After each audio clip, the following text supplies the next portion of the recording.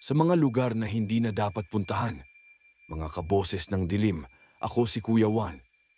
May kwentong dala ako tungkol sa isang tulay na hindi lamang nag-uugnay sa dalawang pulo, kundi naging libingan ng mga lihim na nakatago sa loob ng mga haligi. May mga lihim na nakatago sa mga haligi ng tulay, mga sikreto mula sa nakaraan na hindi dapat natuklasan.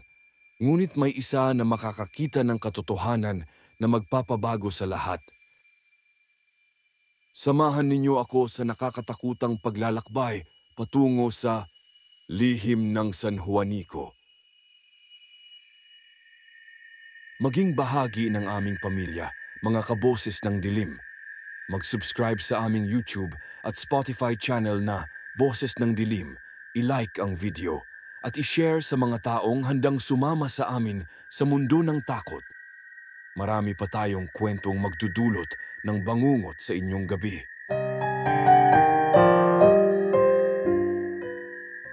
Ang hanging amihan ay humihip sa kilalang tulay na nag-uugnay sa Leyte at Sahmar. Si Miguel, isang inhinyero ng istruktura na may mahigit 10 taon ng karanasan, ay naglalakad sa gitna ng lugar ng pag-aayos habang pinag-aaralan ang mga plano sa kanyang kamay. Ang tanyag na tulay na ito ay isa sa mga pinakamahabang tulay sa Pilipinas at simbolo ng pagkakakaisa ng dalawang pulo. Ngunit maraming hindi nakakaalam ng madilim na kasaysayan na nakatago sa mga haligi nito. Ang mga manggagawa ay umuwi na dahil sa mga kwentong delikado raw ang magtrabaho sa lugar pagdating ng gabi. Habang tinitingnan niya ang mga haligi ng tulay, napansin niya ang mga matatandang struktura na kailangan na nilang alisin. Ang dating tulay ay itinayo noong 1950s at ngayon ay kailangan na ng pag-aayos habang parte nito ay ginagamit pa rin. Ngunit may kakaibang lakas sa lugar na hindi niya maipliwanag. Isang bigat sa hangin na tila may nakatago na istorya. Teka, bakit parang may mali sa pundasyon ng lumang haligi na ito? Kinaumagahan, bumalik si Miguel kasama ang kanyang mga makabago kagamitan. Habang ginagawa niya ang detalyadong pagsusuri ng istruktura, napansin niya ang mga di-karaniwan mga basahing kalapitan sa loob ng mga lumang konkreto haligis. Ang mga pagbasa ay nagpapakita ng mga bagay na hindi dapat nandoon, mga hugis na may hugis ng balangkas ng katawan ng tao. Sa kanyang paghuhukay, natuklasan niya ang mga labi ng kalansay na nakabaon sa loob ng mga haligi. Hindi isa, hindi dalawa, kundi maraming buto ng mga tao na tila sadyang itinayo sa loob ng konkreto istruktura. Ang mga kalansay ay nakaayos sa isang hugis na nagpapakita ng ritualang pagkakaayos, mga kamay na nakadikit sa dibdib, mga bungo na nakaharap sa isang direksyon. Habang patuloy niyang pinag-aaralan ang natuklasan, nakaramdam siya ng malamig na hangin na hindi natural. Ang mga ibon ay tumitigil sa pag-awit at ang kapaligiran ay naging tahimik na nakakakaba. May presensya na nakakapitan sa lugar na tila naghihintay ng mahabang panahon para sa tamang tao na makakakita ng katotohanan. Diyos ko! Ano ang nangyari dito? Bakit may mga bangkay sa loob ng mga haligi? Nagdesisyon si Miguel na humanap ng mga nakakaalam tungkol sa kasaysayan ng lugar. Ang mga tao sa barangay ay nagtuturo sa kanya sa bahay ni Aling Rosa, isang matandang babae na nakatira sa lugar mula pagkabata. Sabi nila, si Aling Rosa ang nakakaalam ng mga kwentong hindi na binabalita tungkol sa lumang tulay. Ang bahay ni Aling Rosa ay luma, ngunit maayos na naalagaan, puno ng mga tradisyonal na gamit at mga larawan ng mga yumaong pamilya. Makikita sa mga dingding ang mga litratong itim at puti ng mga lalaking nakaputing damit trabaho. Mga manggagawa siguro mula sa nakaraang dekada. Nang makita niya si Miguel na may dalang mga dokumentong kaugnay sa tulay, ang matandang babae ay nagpakita ng panandaliang takot sa kanyang mga mata. Inhinyero ka pala. Tungkol sa lumang tulay, mahirap pag-usapan ang mga nangyari doon. Aling Rosa, natagpuan ko ang mga labi ng kalansay sa loob ng mga haligi. Kailangan ko malaman ang totoo tungkol sa pagkakagawa ng tulay. Ang matandang babae ay napatigil at makikita sa kanyang mukha ang mabigat na alalahanin na matagal na niyang dinadala. Tumingin siya sa mga larawan sa dingding, mga litrato ng mga lalaking hindi na naging makakauwi sa kanilang mga pamilya. Noong 1953, maraming nangyaring kababalaghan sa panahon na ginagawa ang tulay na iyon. Pero hindi ko alam kung dapat ko bang sabihin.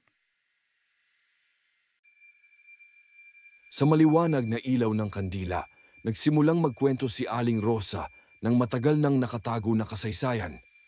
Noong dekada 1950, maraming manggagawa ang naging nawawala sa panahon ng orihinal na pagtatayo ng tulay noong 1950s. Ang mga opisyal ng gobyerno ay nagsasabing nag-resign lang sila o lumipat sa ibang lugar, ngunit ang mga pamilya nila ay alam na may mas malalim na dahilan. Mayroong isang kontratista na gumagamit ng mga madilim na gawi para sa pagtatayo mga proyekto.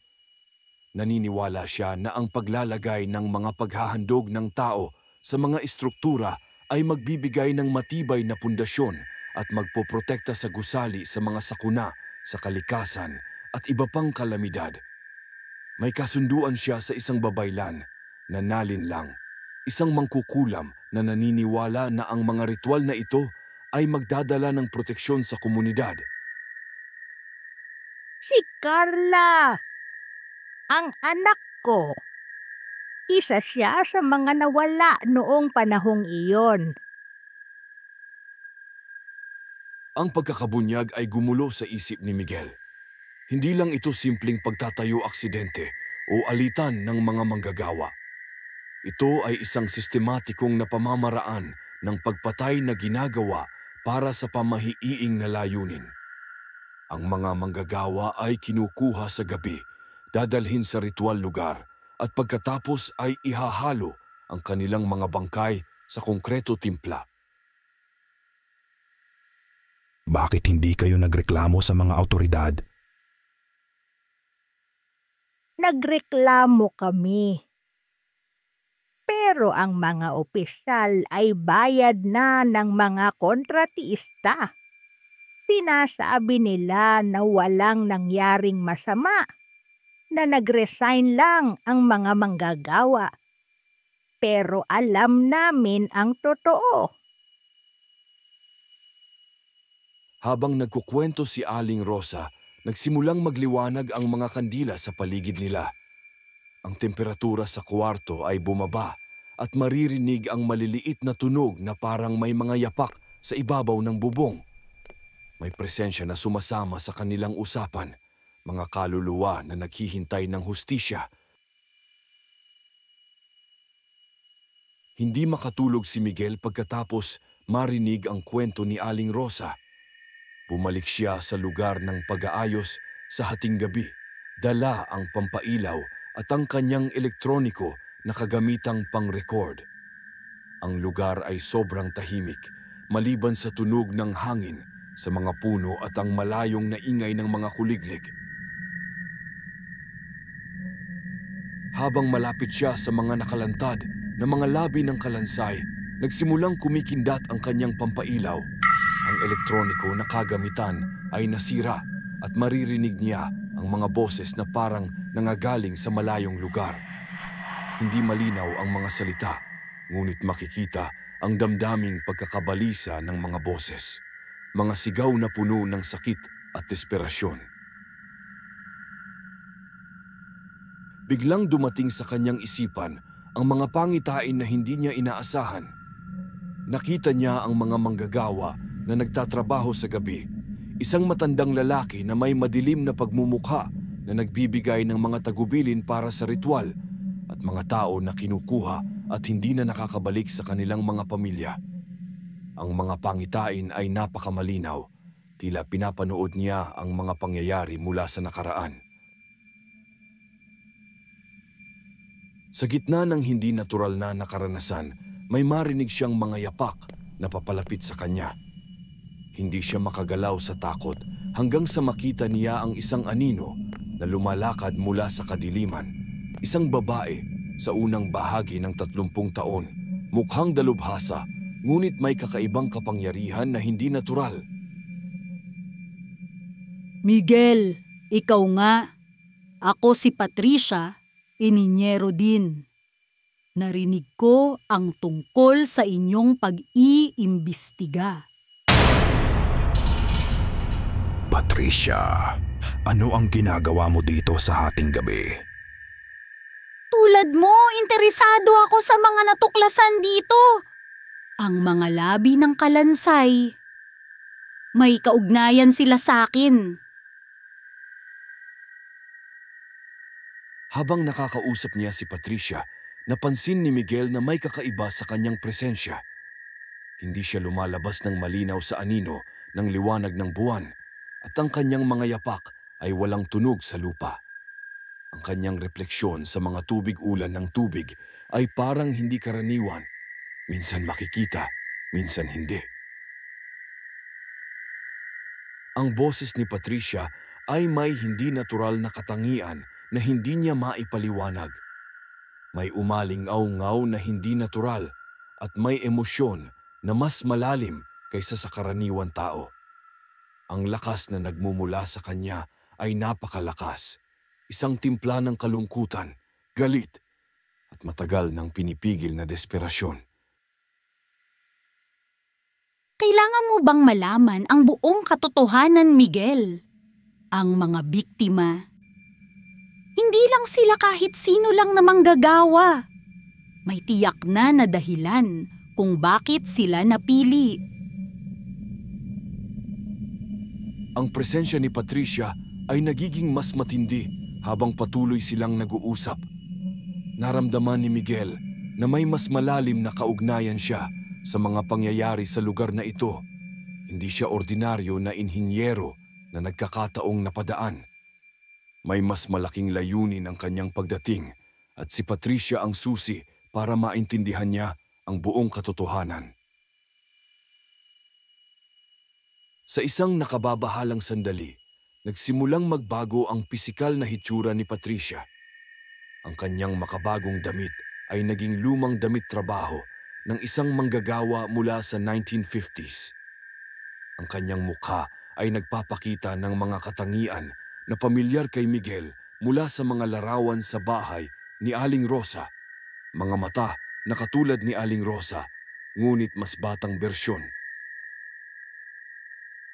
Ako si Carla, anak ni Rosa. Namatay ako dito noong 1953. Ang pagkakabunyag ay nakapagpagulo sa mundo ni Miguel. Ang babaeng kausap niya ay ang kaluluwa ng anak ni Aling Rosa na naging biktima ng mga ritualang pagpatay. Nanatili siyang nakulong sa lugar na ito ng mahigit 70 taon, naghihintay ng tamang pagkakataon para maibahagi ang katotohanan sa taong makakapagdala ng hustisya. Ang kontratista ay may kasunduan sa isang babaylang na loko. Naniniwala sila na ang paglalagay ng mga bangkay sa pundasyon ay magbibigay ng espiritual na proteksyon sa struktura. Pero hindi nila alam na ginagawa nilang kulungan para sa aming mga kaluluwa. Habang nagsasalita si Carla, lumalabas ang iba pang mga kaluluwa sa paligid. Mga manggagawa na naging biktima ng parehong sistema. Hindi sila nakakatakot, pero makikita ang kanilang desperasyon na makamtan ang hustisya at kapayapaan. Ang bawat kaluluwa ay may sariling kwento ng pagkakadakip, pagdurusa at pagkakapatay. Ngunit lahat sila ay nagkakaisa sa iisang hangarin na malaman ng mundo ang totoo. Paano? Paano kita matutulungan na makamtan ang kapayapaan? Kailangan mong ipaalam sa mundo ang natuklasan mo. Hindi pwedeng patuloy naming nakatago ang katotohanan. Ang aming mga pamilya. Kailangan nila malaman kung ano talaga ang nangyari sa amin. Habang sumisilang ang araw, ang mga hindi natural na presensya ay nagiging mas mahina, ngunit ang epektong emosyonal kay Miguel ay mas lumalala. Nakita niya ang buong saklaw ng mga krimen na nangyari sa lugar na ito. Hindi lang ang pagpatay sa mga manggagawa, kundi ang sistematikong pagtakip na tumagal ng mahigit 70 taon. Si Carla ay nagpakita sa kanya ng huling pangitain, ang eksaktong mga pangyayari noong 1953. Ang sistematikong pagkuha ng mga manggagawa sa kanilang mga bahay sa hating gabi, ang ritualang pagpatay sa isang nakatagong lugar sa tabi ng lugar ng pag-aayos, at ang pagtago ng mga bangkay sa konkretong haligi habang ginagawa pa ang istruktura. Hindi ito hiwalay na pangyayari, kundi bahagi ng malawakang planong katiwalian na kinasasangkutan ng mga opisyal ng gobyerno at mga korporatibong kontratista. Nakita niya ang mga detalyeng nakakapanginig, ang pagdadala sa mga biktima sa lugar ng ritual, ang mga seremonyang ginagawa ng nalinlang na babaylan, at ang paraan ng paghahalo ng mga bangkay sa konkretong halo. Ang mga manggagawang nagtatayo na hindi alam ang ginagawa ay pinapagawa ang mga kilalang trabaho. Hindi alam na ginagamit nila ang mga bangkay ng kanilang mga kapwa manggagawa. Miguel, sabihin mo kay Mama na okay na ako, na hindi na siya dapat magtago ng lihim. Ang katotohanan ay maglalaya sa aming mga kaluluwa. Pangako ko sa iyo, Carla, hindi ko hahayaang malimutan ang nangyari dito. Habang tuluyang nawawala ang presensya ni Carla, naramdaman ni Miguel ang malalim na pagbabago sa enerhiya ng lugar. Ang mga nakulong na kaluluwa ay nagsimulang mahanap ang kanilang kapayapaan, at ang nakabibigat na kapaligiran na naging bahagi ng lugar ng mahigit 70 taon ay unti-unting naging magaan. Pagka-uwi ni Miguel kay Aling Rosa, makikita niya ang matandang babae na naghihintay sa kanyang sala. Parang alam na niya ang mga nangyari sa lugar ng pag-aayos sa hating gabi. Ang kanyang mga mata ay puno ng pag-asa at takot.